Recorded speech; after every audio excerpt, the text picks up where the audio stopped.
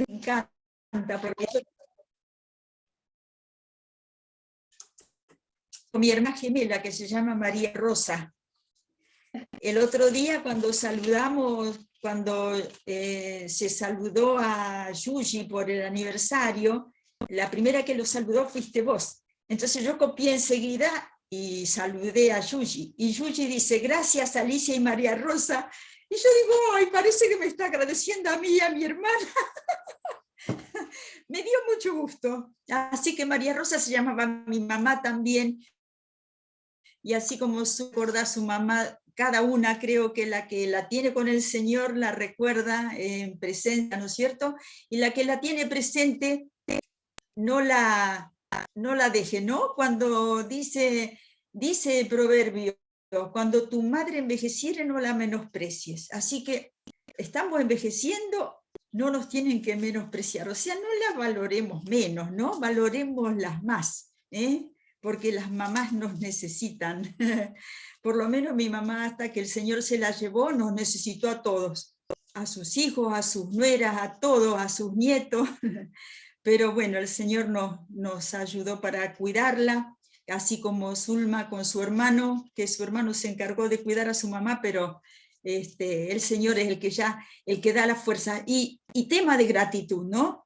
Porque es un tema de gratitud, agradecer al Señor por las cosas pasadas. Miren, cuando me dijo Sally si podía compartir algo con ustedes, yo le dije, ¿tenés un tema? Y ella dijo, bueno, un poquito ver cómo está terminando el año, no me acuerdo bien las palabras, pero era de ver cómo se presenta este tiempo, qué pensar de lo que hemos pasado, de lo que viene. Y a mí, en el momento me vinieron estas palabras, Ebenecer, ¿se acuerdan lo que era Ebenecer? El profeta Samuel tomó una piedra y puso sobre la piedra, en realidad la palabra Ebenecer de ayuda, pero dijo, hasta aquí nos ayudó el Señor. Jehová.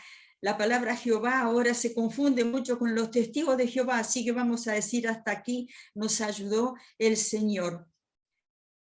Ustedes me están... Si levantan el dedito así, porque acá me dice que tengo la conexión y bueno, voy a seguir entonces hasta que ustedes me digan. Así que a mí se me vino la palabra Ebenecer,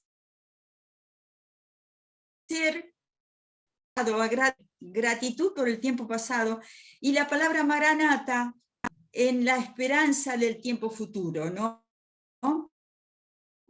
Pasado y presente es un instante, ¿no? Un instante, porque lo que ya dije es pasado, y lo que voy a decir es futuro, es un instante, pero el Señor, recién decíamos, el Señor siempre está, decía Mimi, siempre está el Señor con nosotros, está. Él dice, yo soy, tiempo presente. ¿Se acuerdan cómo me costaban los tiempos verbales aprenderlos? Pero el tiempo presente era el más fácil, ¿eh? Yo soy.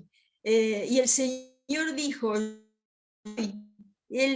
en el libro de Juan tenemos esos yo soy, ¿no es cierto? Yo soy el camino, la verdad y la vida, yo soy la puerta, yo soy las ovejas, yo soy la resurrección y la vida. ¿Cuántas cosas que es el Señor?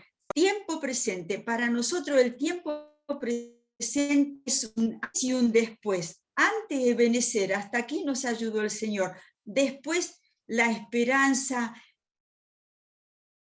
Maranatá, el Señor viene, y la palabra Maranata nos quedó. Yo la primera vez que conocí a los hermanos, estuvimos en Toay, y la palabra que nos quedó a todos, ¿no es cierto?, era Maranata, ¿no? Que el Señor viene. Tenemos un cuadro hecho por Pepe Cánovas, él nos hizo Maranata.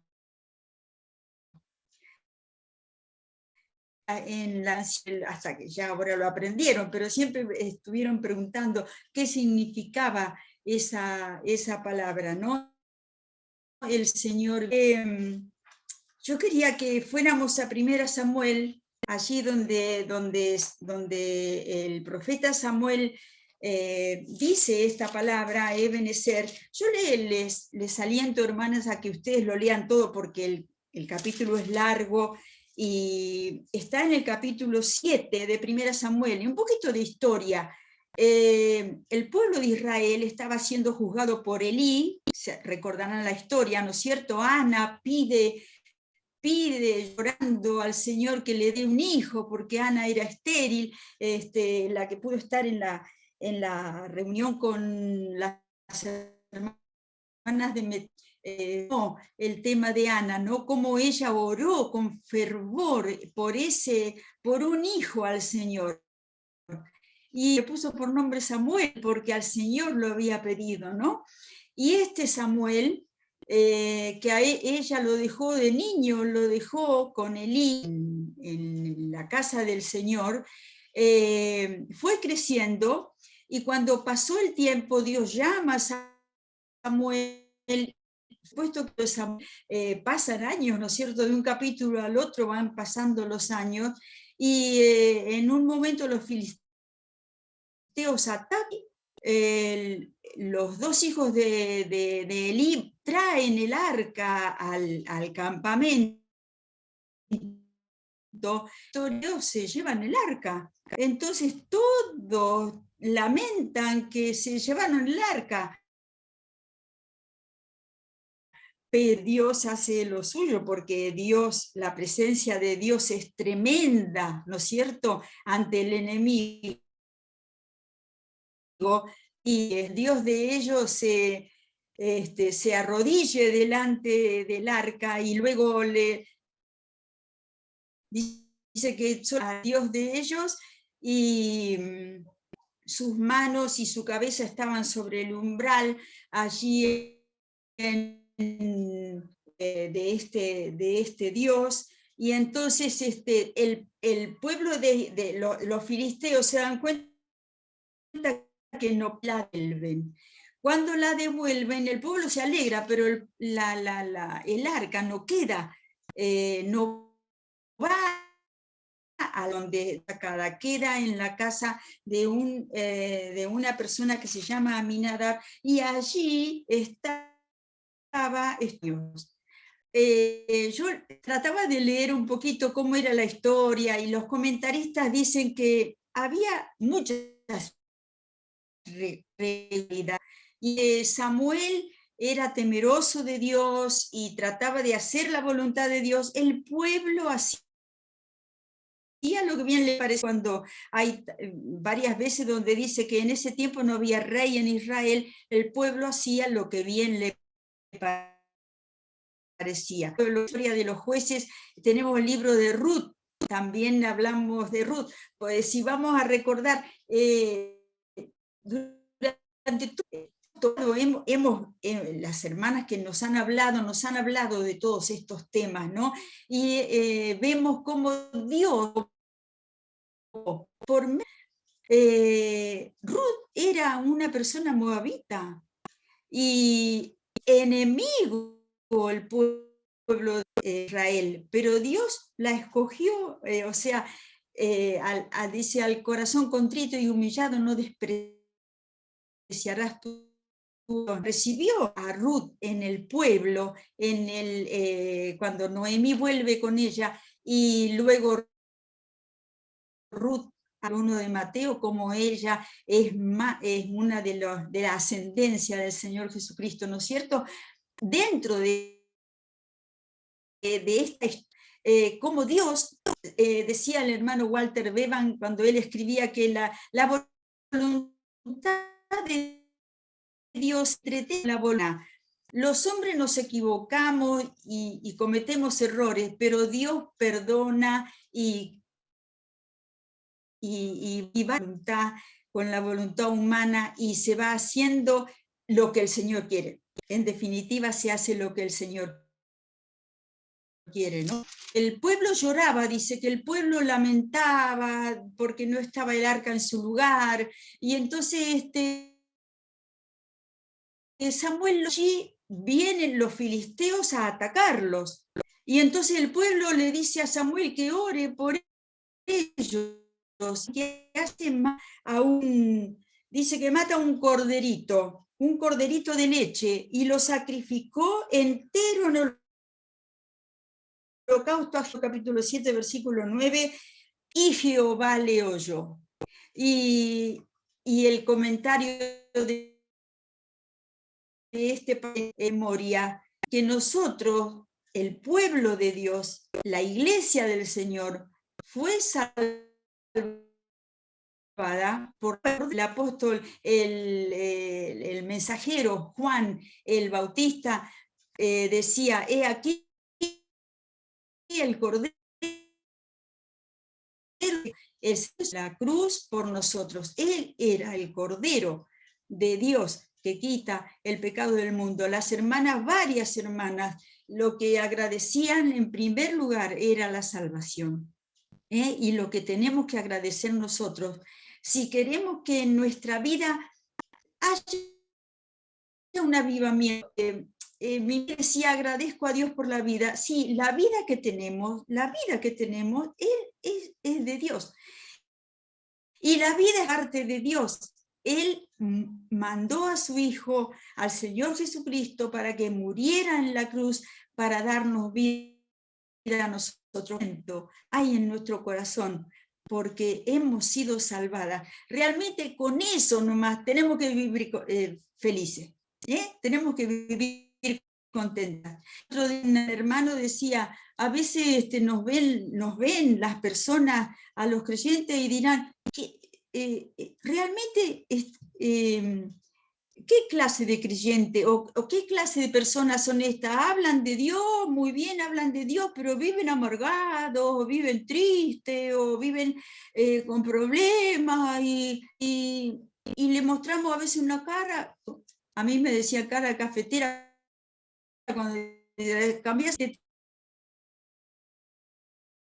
tetera más, y la cara cafetera más así, más alargada.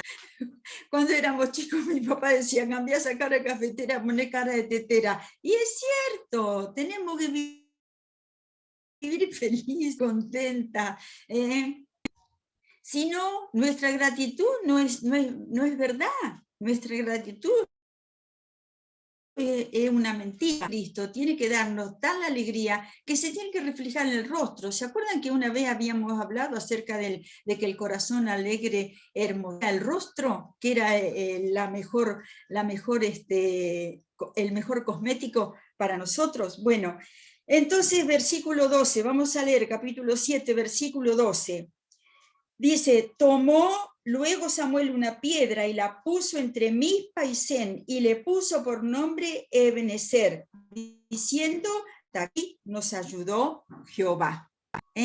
Y Ebenezer tenemos, no sé si en todas las Biblias o la de aparece piedra de ayuda. Piedra de ayuda. Vamos a leer en Primera de Pedro, capítulo 2. Ya estarán pensando de qué se trata. Parece que ganó Argentina. Así que bueno, estarán contentos mis nietos que ganaron. Capítulo 2 de Primera de Pedro. Es mucho el ruido, por eso se siente a través de la ventana. Y eso que la tengo cerrada. Capítulo 2, versículo 4, dice, acercándoos a él, está hablando del Señor Jesucristo, piedra viva, desechada ciertamente por los hombres, más para Dios, escogida, vosotras piedras vivas, sed edificados como casa espiritual y sacerdocio santo para ofrecer sacrificios espirituales a Dios por medio de Jesucristo. Tenemos nosotros, la iglesia de Dios, una piedra a la cual nos podemos acercar. Es el Señor Jesucristo. El Señor Jesucristo dice, acercándoos, por lo cual también contiene la escritura, dice, he aquí, pongo en Sión la principal piedra del ángulo, que creyere en él no será avergonzado. Para vosotros, pues, los que creéis, él es precioso. Pero para los que no creen, la piedra de los edificadores, que los edificadores desecharon, ha venido a ser cabeza de roca que hace caer, porque tropiezan en la palabra, siendo desobedientes, a lo cual fue destinado. Miren, es tremendo pensar, nosotras sabemos que estamos sobre la roca. Estuve leyendo un poquito, pero vamos un poquito con el diccionario. ¿Vieron? A veces se traduce la palabra piedra, la palabra... Está la palabra que significa una roca grande. Cuando se refiere la palabra Petra, es una roca. Jesucristo le dijo al apóstol Pedro, tú eres Pedro, pero es una piedra pequeña, Pedro, que le dio. Él dice, sobre esta roca edificaré mi iglesia. La roca es Cristo, la roca sobre la cual está fundada la iglesia del Señor Jesucristo, es una roca grande, nuestra fe. Dice, vamos a leer en Efesios capítulo 2, Efesios 2, si se puede, Cecilia, ¿puedes mutearte y leer? Capítulo 2, versículos 19 a 22. Ahí estoy, Alicia. Efesios 2. 19 a 22.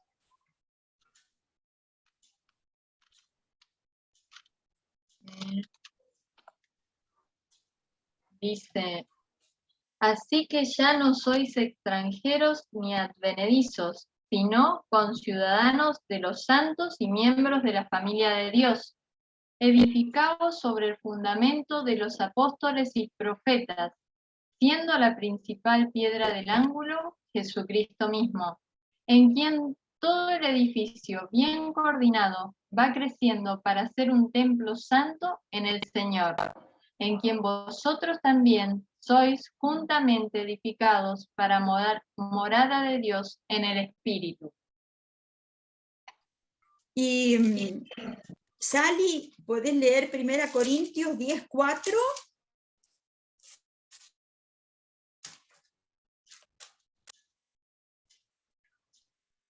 Sí, Alicia. 1 Corintios 10:4. Y todos bebieron de la misma bebida espiritual, porque bebían de la roca espiritual que los seguía, y la roca era Cristo. Qué hermoso. Tenemos una piedra sobre la cual, una roca soldada a la iglesia de Cristo. Tenemos el pueblo de Israel dice que cuando Dios le mandó a la peña para que saliera agua, para que bebiera el pueblo, era un símbolo de que el Señor Jesucristo iba a ser castigado, iba a ser muerto por nosotros, para que de él saliera la salvación. Y dice, y la roca era Cristo, roca era el símbolo de Cristo. Por eso después Moisés pierde entrar a la tierra prometida, porque el Señor le dijo, habla a la peña y la peña te va a dar agua. Moisés y Aarón estaban tan mal que se atribuyeron para ellos el que salió agua de la peña, porque les dijo, irá de la peña y arde, como Dios le dijo, la golpearon 2 veces, y entonces le dijo Dios, no vas a entrar, ni Aarón ni él entraron a la tierra prometida. a veces uno lee y dice, pero por eso no entró Moisés, y porque Dios pidió, y la obediencia es en lo poco y en lo mucho, ¿no es cierto? Y cuando Dios lo dice, nosotros tenemos que ser obedientes, porque la obediencia trae bendición. Entonces, tenemos una piedra de ayuda. Así como Samuel dijo Ebenezer, hasta aquí nos ayudó el Señor, nosotros tenemos una piedra sobre la cual podemos estar fundadas. Varias este año el fundamento, ¿se acuerdan del que el Señor dijo? El que oye mi palabra y las hace, la comparación que edificó sobre la roca, y vinieron vientos, soplaron vientos, vinieron ríos y viene un conítulo contra la casa edificada sobre la roca, pero la casa no cayó porque estaba edificada sobre la roca. Pero un hombre insensato edificó sobre la arena, muy fácil de construir, pero luego con todas esas cosas la casa se cayó porque no estaba fundada sobre la roca. Que les ayude, hermana, para que nosotras estemos apoyadas, fundadas sobre la roca. Desde el momento que hemos creído en el Señor Jesucristo, recién, vuelvo a repetir, la mayoría de las hermanas dijo, lo primero que tenemos que agradecer es la salvación. La acción, gracias a Dios que hemos ido al Señor Jesucristo para tomarnos, y ya vamos a llegar también en la esperanza, dice que nos hemos ido a asir, a agarrar del Señor Jesucristo, ¿no es cierto? Leamos Hebreos 12, 28. Zulma, ¿querés leerlo? Hebreos 12, 28.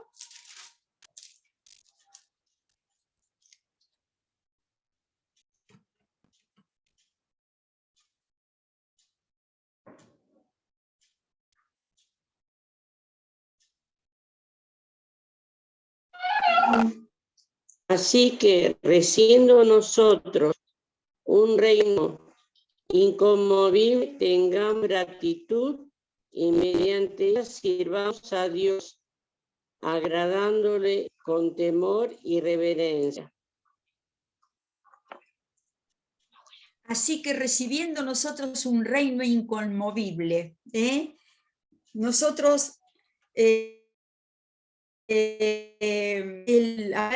la persona que escribe el libro de los Hebreos no dice quién lo ha escrito, aunque muchos quieren decir que fue el apóstol Pablo, no lo dice.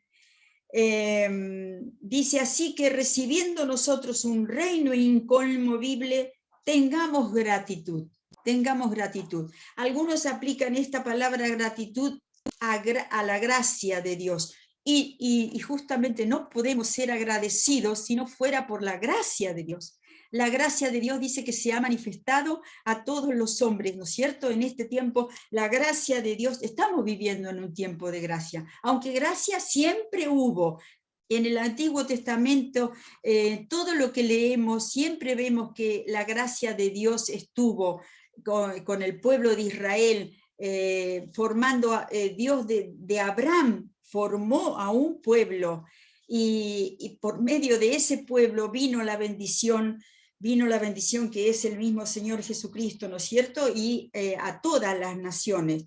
Y dice, tengamos gratitud, y mediante ella sirvamos a Dios agradándole con temor y reverencia. El Salmo 100 lo tenía para leer, pero ya lo leyó María Rosa, y dice ahí, sirvamos con alegría, sirvamos con alegría, lleguemos a su presencia con regocijo. Es una manera de ser agradecidos, de ser agradecidos a Dios. Tenemos que ser agradecidos a Dios. Vamos a leer varios textos. Yo le voy a decir, María Rosa, le voy a decir el texto que quiero que lea, Efesios 5, 15 a 20. María Rosa, Efesios 5, 15 al 20. Le voy a pedir a Rosy Cánovas, Filipenses 4, del 6 al 7, 6 y 7. Filipenses 4, 6 y 7. de la familia Torres ahí. Jessy, ¿podés leer, por favor? Colosenses 3, 15, 17, y después yo te voy a decir el capítulo 4:2 también. Mari, 1 Tesalonicenses 5, 16 al 18. Después yo voy a ir repitiendo los textos y ustedes van a ir,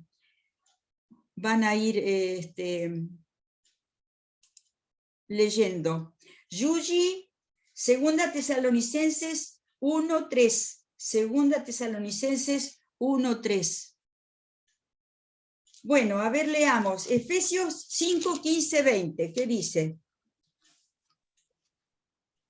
Mirad pues con diligencia cómo andéis, no como necios, sino como sabios, aprovechando bien el tiempo, porque los días son malos. Por tanto, no seáis insensatos, sino entendidos de cuál sea la voluntad del Señor. No os embriaguéis con vino, en lo cual hay disolución. Antes bien, sed llenos del Espíritu, hablando entre vosotros con salmos, con himnos y cánticos espirituales, cantando y alabando al Señor en vuestros corazones, dando siempre gracias a Dios, gracias por todo al Dios y Padre, en el nombre de nuestro Señor Jesucristo. Bueno, seguimos. Filipenses 4, 6 al 7.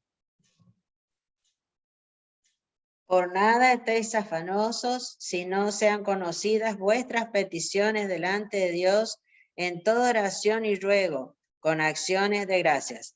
Y la paz de Dios, que sobrepasa todo entendimiento, guardará vuestros corazones y vuestros pensamientos en Cristo Jesús.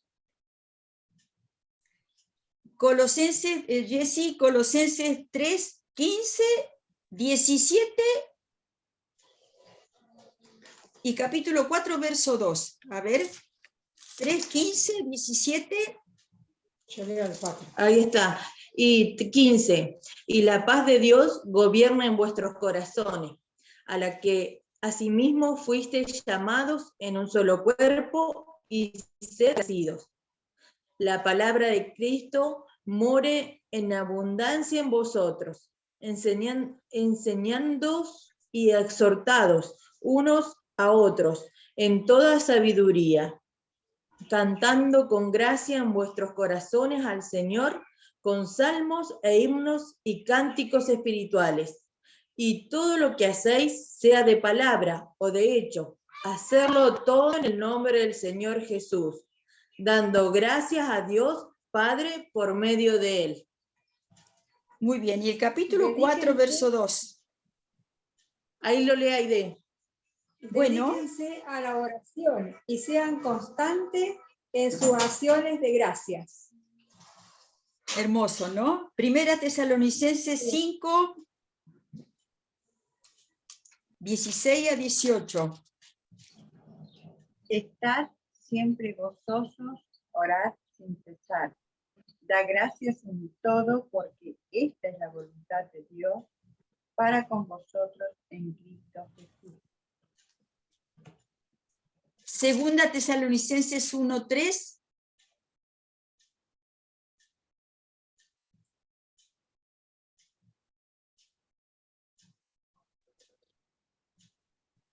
Debemos siempre dar gracias a Dios por vosotros, hermanos, como es digno, por cuanto vuestra fe va creciendo y el amor de todos y cada uno de vosotros abunda para con los demás.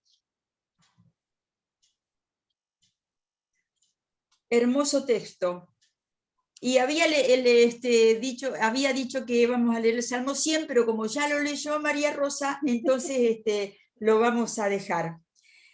Y saben, el Señor siempre, Él se agradaba de los que le agradecían. ¿Se acuerdan de los 10 leprosos cuando Él sana, que venían de lejos, 10 leprosos gritando? Y Él los dice, bueno, vayan y muéstrense a los sacerdotes. Y mientras iban caminando, seguramente al templo, se vieron sanos.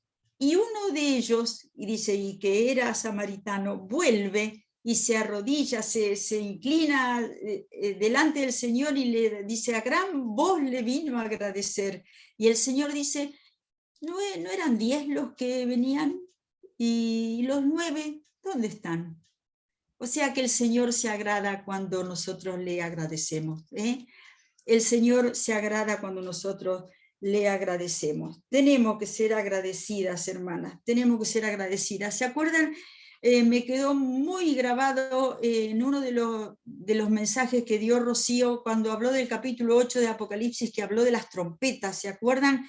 Que ella habló de ese ángel, porque dice que había 7 ángeles con 7 trompetas delante del trono, y vino un ángel delante del trono y delante del altar del incienso, y traía mucho incienso, mucho incienso, y dice que el incienso subió hasta la presencia del Señor, y ella hablaba de la necesidad que tenemos nosotros de agradecer, de traer oraciones, pero de agradecimiento, de ser agradecidas, y ese incienso de agradecimiento que suba delante de la presencia de Dios. Una vez un hermano dice que había visitado las cataratas, bueno, en Estados Unidos las cataratas del Niágara, pero yo también se las atribuyo acá a las cataratas del Iguazú, porque cuando cae toda esa masa de agua, levanta una neblina,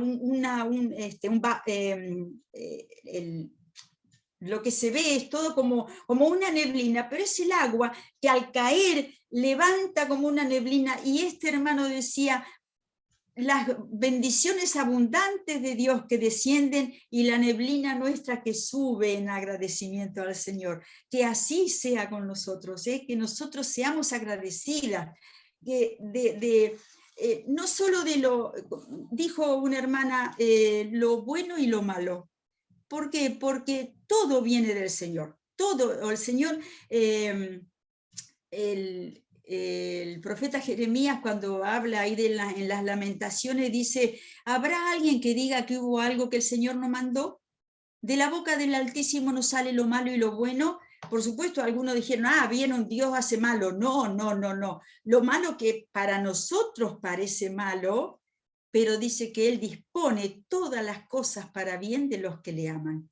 Eso es una realidad en nuestra vida. Lo que para nosotros, esto está mal para mí esto, pero no, si uno lo encomienda al Señor, si se lo deja al Señor, a veces es porque nos equivocamos en algunas cosas que hemos hecho, entonces tenemos el resultado, las consecuencias las tenemos que pagar, pero a veces no hemos hecho nada, pero son pruebas, pero las pruebas, porque Dios nos prueba nuestra fe. Lo que le pasó a Job era una prueba grande para su vida, pero Dios estaba probándolo para sacar de él una persona íntegra, y dice que el mismo Job dijo, probarame y saldré como el oro, probarame y saldré como el oro. Y agregamos, bueno, ahora ya se me ha ido el tiempo, hermanas, pero vamos a la palabra esperanza, entre la palabra gratitud por el pasado, por todo lo que el Señor nos da.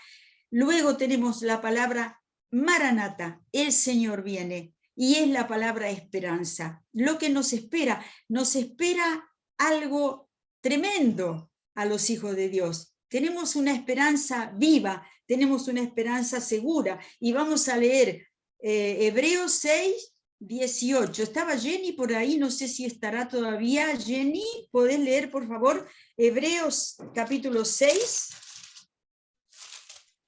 Sí, estoy con una señal bastante fea, pero vamos a probar, a ver. Bueno, Hebreos, perdón. Capítulo 6. Habría que leer, miren, hermana, tenemos que leer todo el capítulo, pero no lo vamos a leer. Vamos a leer desde el versículo 17, 17 al 20. Bueno, 17 al 20. Acá lo tengo. Por lo cual, queriendo Dios mostrar más abundantemente a los herederos de la promesa la inmutabilidad de su consejo, interpuso juramento, para que por 2 cosas inmutables, en las cuales es imposible que Dios mienta, tengamos un fortísimo consuelo los que hemos acudido para asirnos de la esperanza puesta delante de nosotros, la cual tenemos como segura y firme ancla del alma, y que penetra hasta dentro del velo, donde Jesús entró por nosotros como precursor, hecho sumo sacerdote para siempre, según el orden de Melquisedec. Bueno, dice, tenemos una esperanza segura. Eso es una esperanza segura.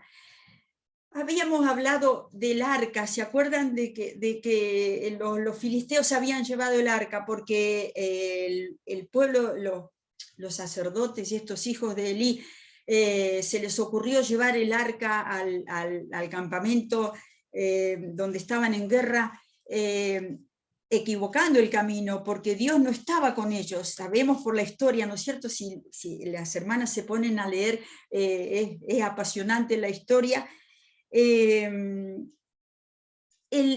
arca estaba atrás de un velo, donde dice que solamente podía entrar el sumo sacerdote una vez al año, y no sin sangre, primero por él y su familia, y luego por el pueblo, para llevar sangre, y el Señor pasaba por alto los pecados. ¿Se acuerdan? En alguna oportunidad lo hemos comentado, cuando Dios quería mostrar su presencia, le mandó a Moisés a hacer el tabernáculo del testimonio. El testimonio justamente era hacer visible la presencia de Dios en el pueblo. El tabernáculo del testimonio era lo que hacía visible la presencia de Dios.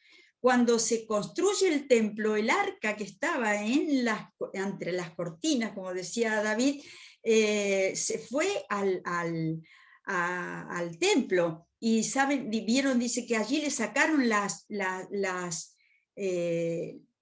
varillas con las que lo transportaban, porque el arca ya quedaba ahí en el templo, atrás del velo.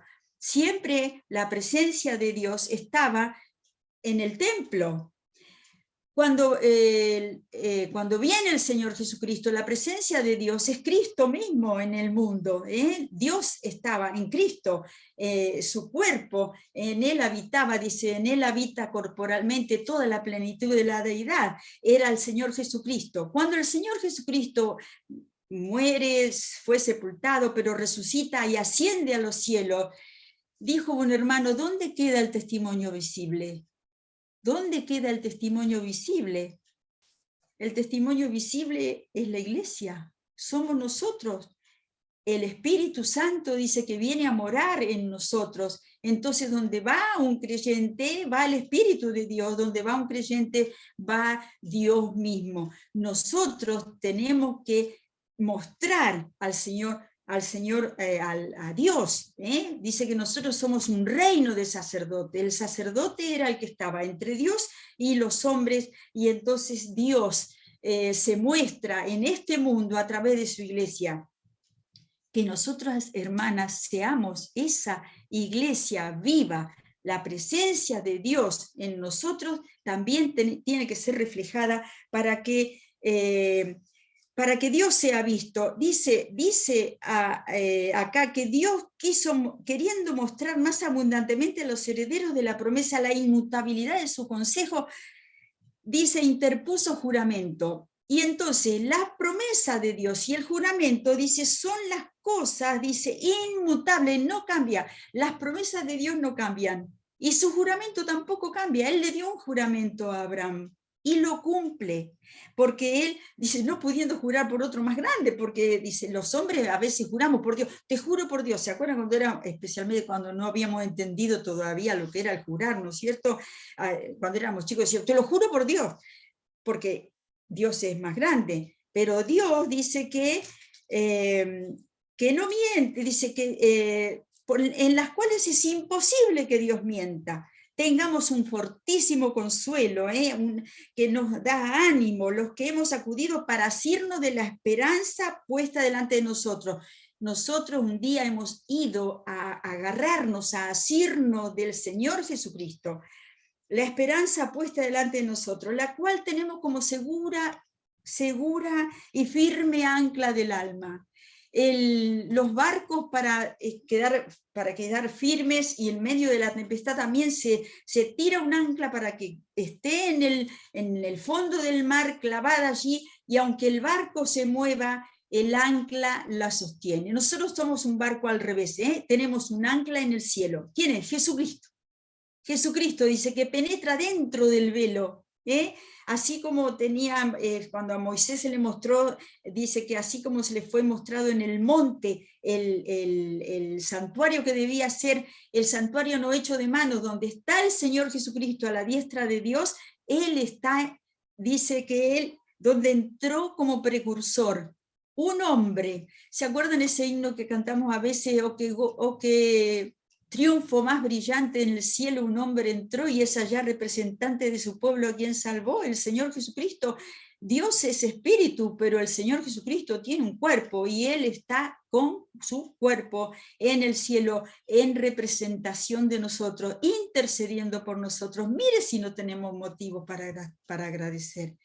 Y no tenemos motivo para estar con la esperanza segura, como un ancla clavada en el cielo. Jesucristo mismo, Él resucitó, y la resurrección de Jesucristo es lo que nos tiene a nosotros que animar, un fortísimo consuelo, segura y firme ancla del alma que penetra hasta dentro del velo, donde Jesús entró por nosotros como precursor, hecho sumo sacerdote para siempre, según el orden de Melquisedec. ¡Qué maravilla! Hermanas, no tenemos más que agradecer. Si decimos Ebenecer, hasta aquí nos ayudó Jehová. Si decimos Maranata, el Señor viene. Que el Señor nos ayude a no olvidarnos de estas palabras que nos alienten a seguir adelante y vivamos felices. Tenemos, bienaventurado, tenemos el Señor Jesucristo bienaventurado. Él dijo bienaventurado los que lloran, los que sufren, pero bienaventurados los de limpio corazón, porque ellos verán a Dios. El Señor nos bendiga.